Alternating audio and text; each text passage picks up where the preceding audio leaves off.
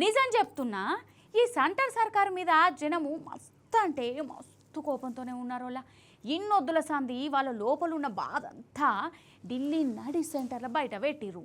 లీడర్లను దడదడలాడిచ్చిర్రు. ఆగో ఇటు జల్ల పురుగుల దండు,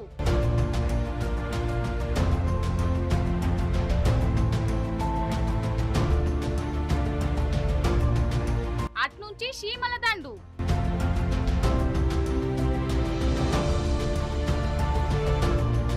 ఇటు పార్లమెంట్ కాడ లీడర్ల వణుకు. కాక్రోష్ జనతా పార్టీ తగ్గేదేలే అన్నట్టే కదిలిందోల్లా. సోమారన్నాడు లాఠీ చార్జీలు చేసినా, పొగ ఏగజాలినా, కేసులు పెట్టినా వీళ్ళు భయపడలే. మంగళవారం నాడు కూడా బోత్సెడు మంది జంతర్ మంతర్ కాడికొచ్చి నిరసన చేసిర్రు.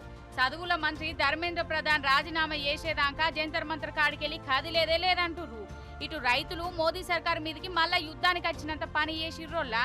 అమెరికాతోని మన దేశం వ్యవసాయం మీద ఒప్పందం చేసుకుంటుందట. అది రైతులకు లాస్ అట. అందుకే రైతులు ఢిల్లీ దిక్కు నిరసనకు వచ్చిర్రు. కానీ పోలీసులు బార్డర్ల కాడ అడ్డం పడ్డరు. ఆడ జర ఆగమాగమే అయింది. ఆగో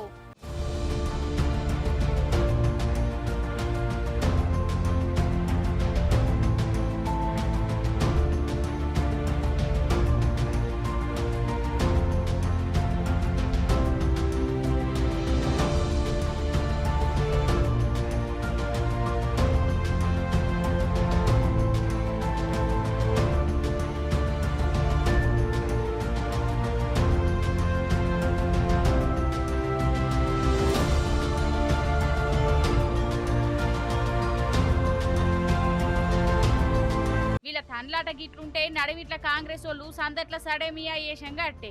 రాహుల్ గాంధీ, ప్రియాంకక్క, కడమ కాంగ్రెస్ లీడర్లు, కార్యకర్తలు ప్రధాని సార్ ఇంటి ముంగట కూర్చొని ధర్మేంద్ర ప్రధాన్ సారు రాజీనామా చేయాలని డిమాండ్ చేసిర్రు.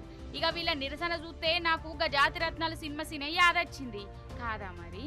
ఓ దిక్కు 20 రోజుల సంధి జంతర్ మంతర్ కాడ నీటి విద్యార్థుల కోసం దీక్షలు నడుస్తుంటే ఒక్కడంటే ఒక్క రోజన్నా ఒక్క లీడర్ అన్న పోయి వీళ్ళను మందలిచ్చింది లేదు, మద్దతు ఇచ్చింది లేదు.